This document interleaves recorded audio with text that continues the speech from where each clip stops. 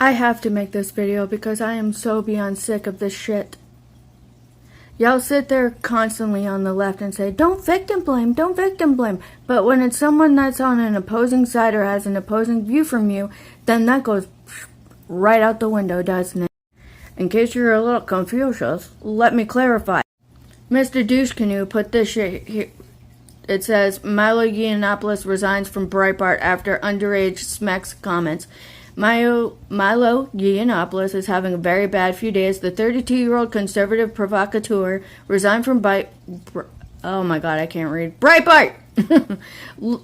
Lost a book contract, a high-profile speaking engagement after past remarks resurfaced showing him seemingly praising schmedophilia, which is not what the fuck he did. He made, yes, a very crass and inappropriate joke regarding his own experiences.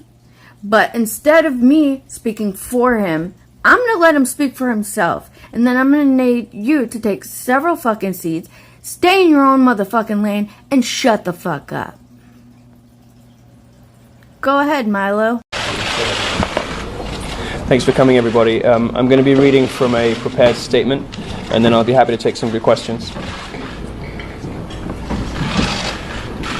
I'm a gay man and a child abuse victim. Between the ages of 13 and 16, two men touched me in ways they should not have. One of those men was a priest. My relationship with my abusers is complicated by the fact that at the time, I didn't perceive what was happening as abusive. But I can look back now and see that it was. I still don't view myself as a victim, but clearly I am one. Looking back, I see the effects that this had on me. In the years after what happened, I fell into alcohol and nihilistic partying. It lasted well into my 20s.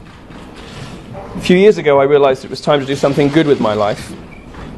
I started focusing on work, but the black comedy, the gallows humor, and the love of shock value I developed in my 20s never really went away. I've reviewed the tapes that appeared a few days ago in the proper context, and I don't believe that they say what is being reported. Nonetheless, I do say some things on the tapes that I do not mean, and which do not reflect my views. My experiences as a victim led me to believe that I could say almost anything on this subject, no matter how outrageous. But I understand that my usual blend of sassy, gay British sarcasm, provocation, and gallows humor might have come across as flippancy. A lack of care for other victims, or even worse, as seems to have been the case in reports, advocacy.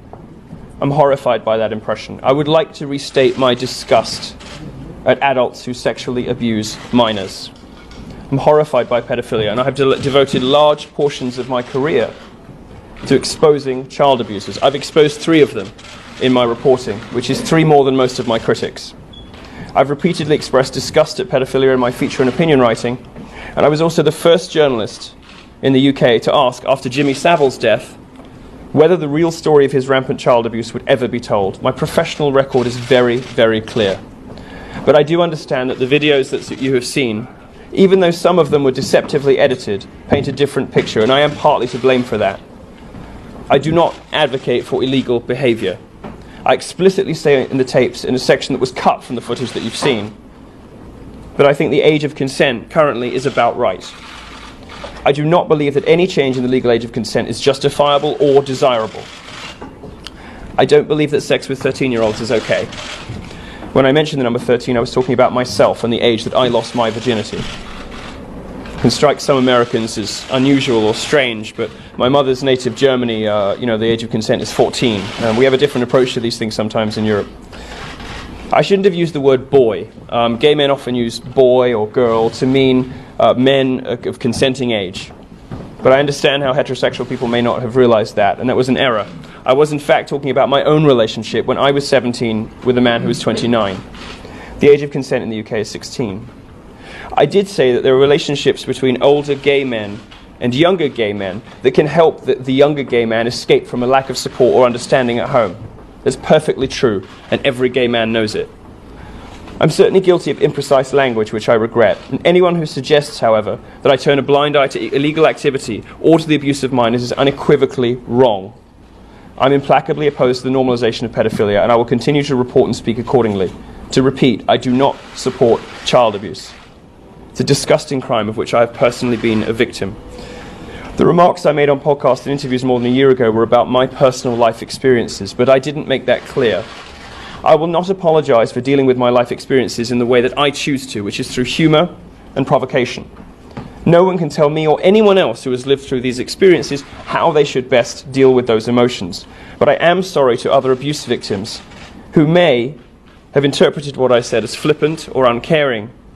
If my own personal way of dealing with what happened to me has hurt you, I will never stop making jokes about taboo subjects.